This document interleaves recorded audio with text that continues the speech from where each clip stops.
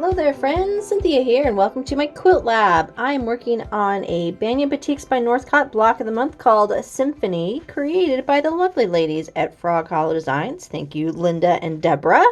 You can check out those links below in the description, and I of course work out of Adirondack Quilts in New York. Check out that below. I'm using some fun tools here today, so I put all that in the description. Give me a big thumbs up and let's dive into what is month number 2. So it's month number 2. You'll remember last month we did these lovely square and a squares, and this month we're doing the one right next to it. It's this lovely little pinwheel. Look at this whole top row is square pin, square pin, square pin, square pin. Very fun. Lots of different colors in here, whether you're doing the colorful bright way. I am doing the neutral color way. Please remember to label your fabrics because there's a lot of different fabrics happening here, and I want to make sure that you get everything in where it's supposed to be. So pinwheel. We have 1, 2, 3, 4, 5 different blocks. Let me just mention this right now. That 5th block in the instructions, in the little diagram off to the left, it has a couple of the letters or numbers transposed, so make sure that your pinwheels look all the way the same. There is that errata, the error page that you can look at to make sure you fix that beforehand. I'm doing that first one over again. You'll see there's several of them to make, and let's dive in. Also, one thing before I get started, I want to show you so you don't make any errors. This fabric right here, fabric number 11, is used in all of the blocks.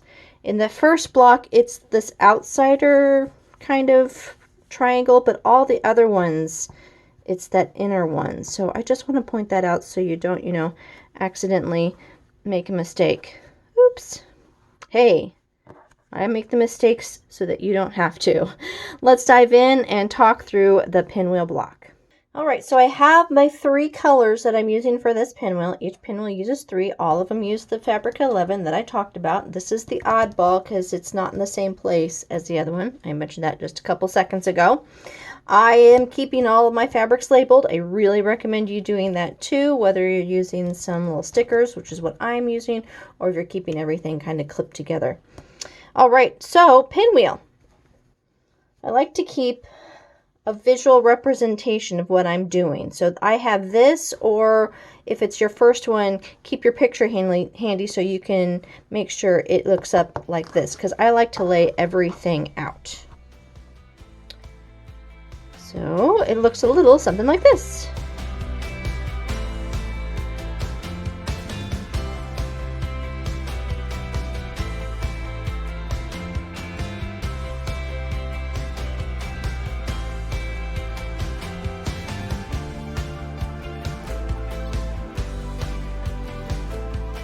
Alright, so there's my rough layout to make it look like this.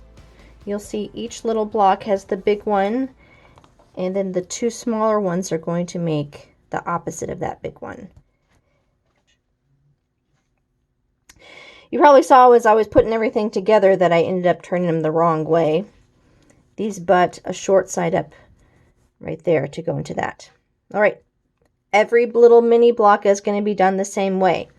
I love these instructions. They're incredibly beginner friendly because they give you bigger pieces than what you're going to need. You are going to square down before we get to that big block. So you're going to put your I'm going to call this the inner triangle to the outer triangle together. I like to put a little pin in it so that it stays put when I travel to the machine.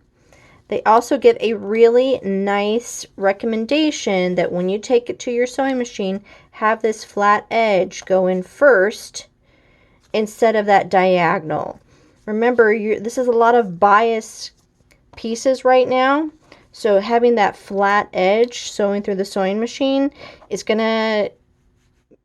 it's just gonna help you stay flat so it doesn't get cramped in under the needle and get stuck down underneath your foot if you have one of those machines that likes to eat fabric. I will also say that because this is bias, I like to use a little starch or a little best press on all of my fabric firsthand before I take it to the machine. And because it's going to be bias piecing almost at every step, I spray it at every step. I like my fabric nice and crisp. I want to make sure it stays together. And I don't want to have to worry about any stretching and pulling that bias fabric has a tendency of doing. All right, so the first step is to do those seams right here in the center. And then you're going to seam the 2 long diagonals. Again, I've pressed everything with some nice starch to make sure it stays flat. After that, we're going to trim this down, and I'll show you what I like to do when I'm trimming, and then we put it together in the big block. So let's take a little picture along the way, and I'll see you in just a few. To the machine!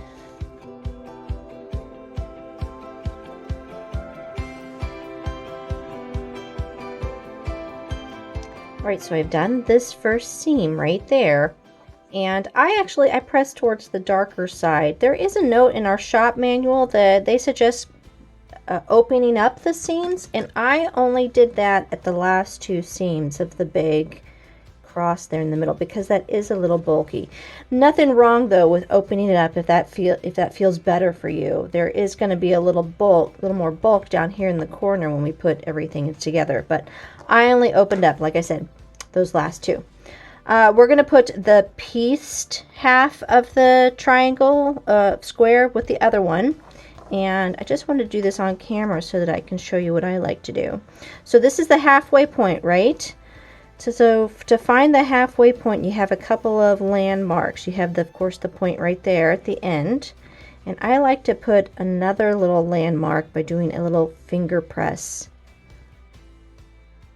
So I have a little finger press right there. It's probably hard to see on camera, so I'm actually just going to throw a pin in where that halfway mark. So because I have that halfway mark, I can put this on top of it. Pieces together. So there's the middle right there, and there's my little point down there. That way I know I can throw a couple pins in, and it's going to be as square as possible. But remember, the awesome designers have made this a little bit bigger, so even if you are off by a smidgen, we're going to be trimming this down before we move on to piecing them together. Okay, so let's do this section really quick, and we'll come back in just a moment and get to piecing that final block. To the machine!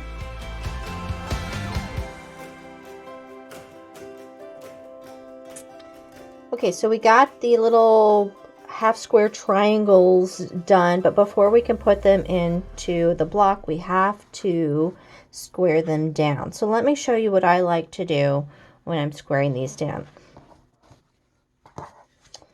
I got my handy dandy rotating mat here. I love this guy. Anytime I have to square down, it means I don't have to touch the fabric. I can just rotate the mat. So let me show you what I'm doing. I like to use every object available to get the most perfect cut possible. I'm using my rotating mat, and I'm using these diagonals on it. These are the 45s that go across diagonally. So I'm aiming the fabric to line up with those diagonals. So I want this long diagonal to go on one of them. And then I need this other one down here to also line up with it. And sometimes this takes a little bit of fussing, a couple seconds of trying to get it as perfect as possible. The point doesn't always match up because remember, these blocks are a little bigger. It's another wonderful thing about having a bigger block.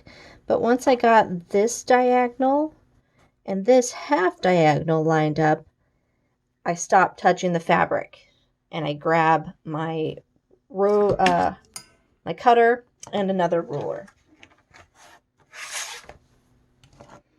Now I know I need to square these down to 3.5, and so there's the 3, and it's going to be a quarter on each side. So 3.25 on each is a 3.5. Yay, quilt math!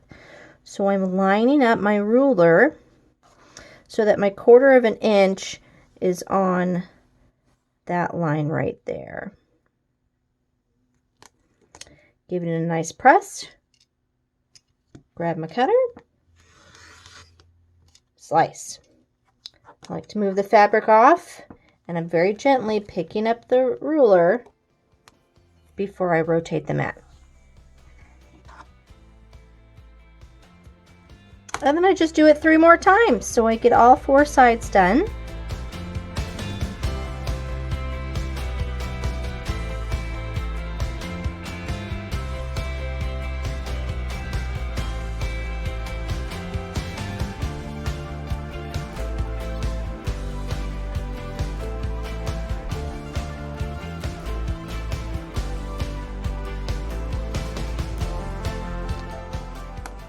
And there we go. So this square should now be 3.5. And I'll just put this down so you can see it. There we go.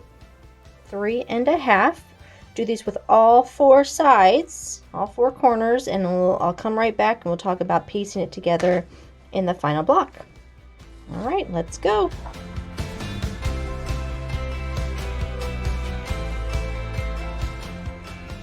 All right, so we got the 4 blocks squared down nice and pretty. Look at that pretty little pinwheel.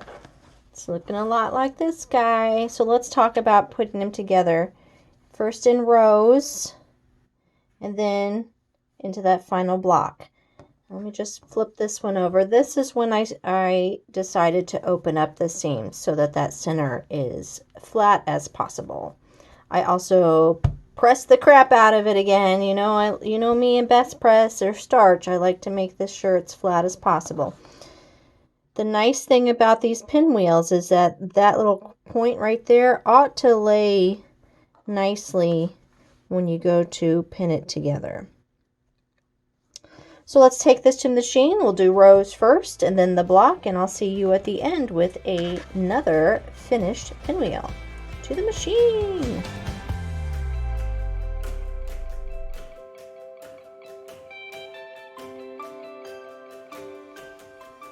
And there we go. Another pinwheel block finished. Remember, you have 5 different types of blocks that you're going to be making this time around. Each of them have a different amount of how many to make of each. Utilize that color card chart or numbers and make sure that you get everything in the right order and the right spacing. Give these guys a nice press. And hey, if you found this video informational, please give me a thumbs up and stick around for next month. Month 3 is another exciting block in store for us. I'll see you next time in my quilt lab, and as always, keep quilting. Bye-bye.